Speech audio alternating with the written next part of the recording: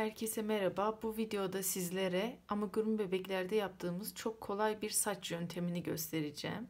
Çok rahat, çok basit, örmeye gerek olmadan sağlam bir şekilde yapacağımız bir teknik. Bunun için ihtiyacımız olan şey saç için kullanacağımız ip. Saç ipleriyle ilgili daha önce çektiğim videoda bilgi vermiştim. Burada saç ekerken kullanacağımız iplerden lif ipini tercih ediyorum ben. Bu bebeğime ve kombinine bu renk uyacağı için bu saç rengini seçtim. Şimdi bunun için uzun bir iğneye ihtiyacımız var. İsterseniz ucu pot olan iğneleri de kullanabilirsiniz. Ona da gayet rahat yapılabiliyor. Ama uzun bir iğne olduğu için daha rahat giriş çıkış yapabiliyoruz saçı dikeceğimiz zaman. Bir tığya ihtiyacımız olacak.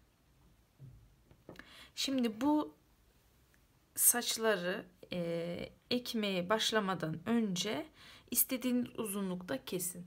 Ben yaklaşık 40 santim kesiyorum. İdeal bir uzunluğu oluyor saç için. Ama siz dilerseniz daha uzun kesebilirsiniz iplerinizi.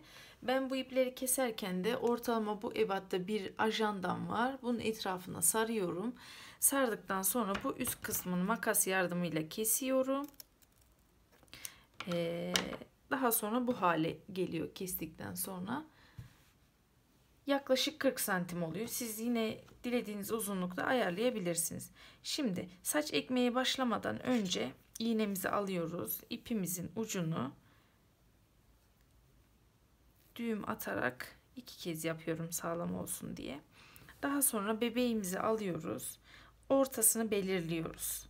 Ortasını belirledikten sonra kafanın arka kısmına gelip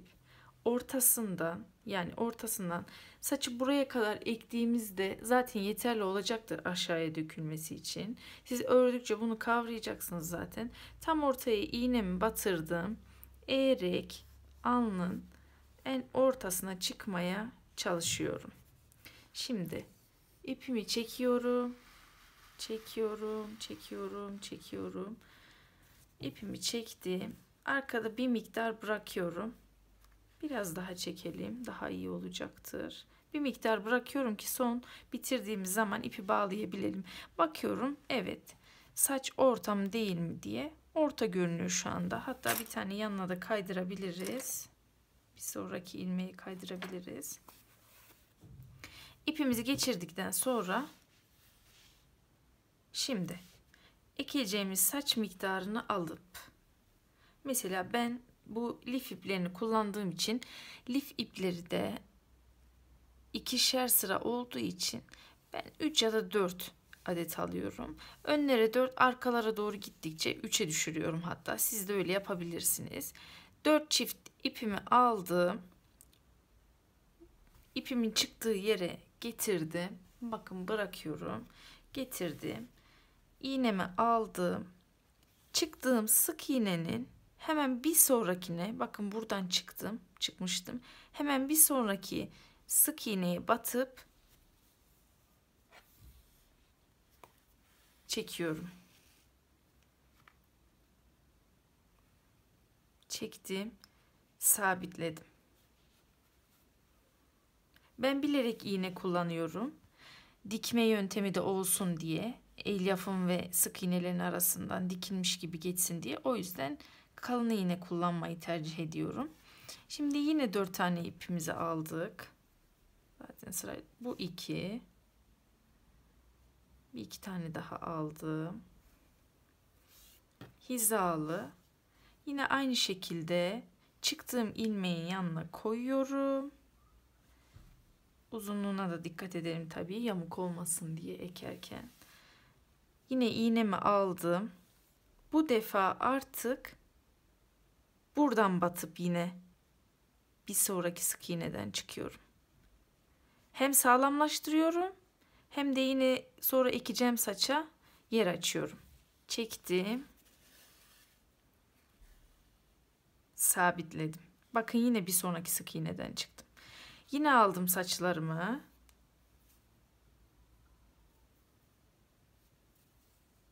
Hemen şöyle ayarlayayım. Aldım saçlarımı. Koydum. Yapa yapa zaten eliniz alışıyor. Yine aldım iğneyi. Buradan bir önceki ektiğim saçtan girdim. Yine bir sonraki sık iğneden çıktım. Çekiyorum.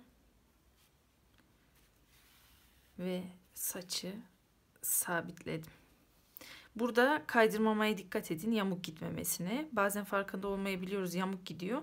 Sonra tekrar söküp yapmak zorunda kalıyoruz. O yüzden ekerken buna dikkat etmek gerekiyor. Tekrar göstereyim. Yine bir miktar saçımı aldım. Bıraktım. Bıraktım. Yine aldım iğnemi. Çıktığım ilmekten tekrar batıp yine bir sonraki sık iğneye çıkıyorum. Bu işlemi başlangıç noktamıza kadar devam ettiriyoruz. Bu işlemi bitirdikten sonra sonda sıkılaştırma işlemini göstermek için tekrar görüşelim. Evet, son sıramıza geldik. Son saçımızı da ekliyoruz. Sabitliyorum şu anda. Sabitledim. Bu düğüm atıp bıraktığımız kısımda burayı bağlıyoruz. 2-3 kez, kaç kez atabilirseniz iyi olur. Daha sağlam olur çünkü. Daha sağlam olacağı için de sökülme riskini ortadan kaldırır. Dilerseniz bunu da saçın boyuna göre kesebilirsiniz.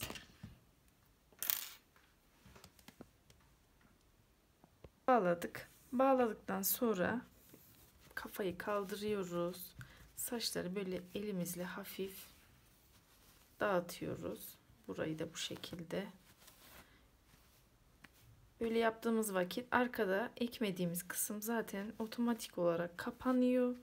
Saç varmış gibi görünüyor. Bu şekilde elimizle düzeltiyoruz. Gördüğünüz gibi yukarıdan aşağı doğru yaptığımızda simetrik duruyor. Kısadan uzuna doğru duruyor. Bakın ektiğimiz kısımları da bu şekilde görebilirsiniz. Arkası da böyle. Tabi ister istemez ekerken saçın şeklinde sıkıntılar olabiliyor. Bunu düzelttikten sonra, bebeği düzelttikten sonra kesebilirsiniz. Ben o şekilde düzenliyorum. İyice düzelttikten sonra buraları, saçları, arkadan görünüşüne bakıyorum. Gördüğünüz gibi. Burada bu tarz çıkıntılar oluyor. Bunları makas yardımıyla temizleyebilirsiniz. Şimdi bu saçlar ipten sardığımız için şekilleri dümdüz durmuyor. Bunu da düzeltmek için kullandığım bir yöntem var. Yine sizlerle onu da paylaşacağım.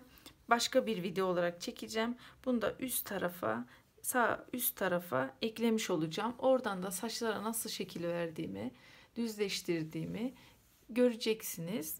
Videomu izlediğiniz için teşekkür ederim. Siz de bu tekniği kullanırsanız, benim videomdan faydalanırsanız, açıklama kısmında belirttiğim gibi paylaşırsanız ve beğen butonuna basarsanız çok sevinirim. Videomu izlediğiniz için tekrar teşekkür ederim. Hoşça kalın.